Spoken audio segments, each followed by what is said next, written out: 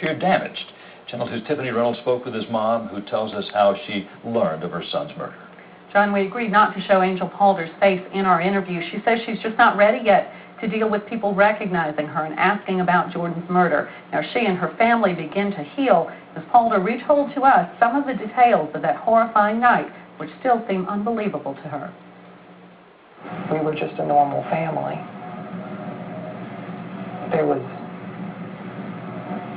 He wasn't doing anything wrong. It just happened. Angel Palder last saw her 9-year-old son Jordan alive on June 1st. That's when she delivered him and his younger brother to the Sandy Springs apartments where their dad lived and worked.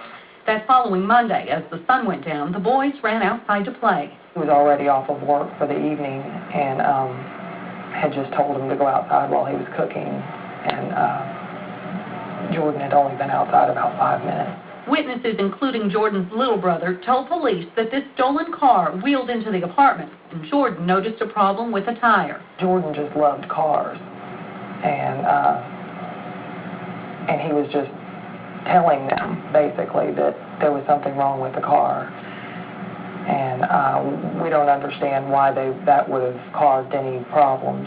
They made it apparent that they were upset with him for saying something. And he was concerned that he had offended them in some way, and apparently walked up to the vehicle trying to make sure that he hadn't really made them angry with him.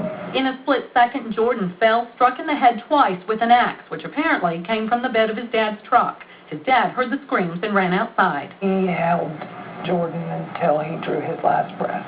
He carried a lot of guilt because they were with him. In the confusion following his bizarre death, Jordan's mom rushed to the hospital thinking a car accident injured her son. I was under the impression that somehow happened with a vehicle or on his scooter and that he had the axe. I was probably at the hospital an hour, close to an hour, before I realized that he had been attacked. 18 days later, this anguished mom still doesn't have a clear answer on who murdered Jordan. Police believe but aren't certain that the man they shot to death near the scene that night was the killer. We've been made to feel very confident that they're going to do everything that they can to find everyone that was involved. And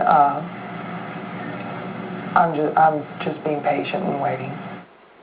Fulton County detectives say test results from the GBI crime lab should tell them if fingerprints and other DNA at the scene match those of the man they killed. They also want to talk with 4 other young men who fled in that stolen car.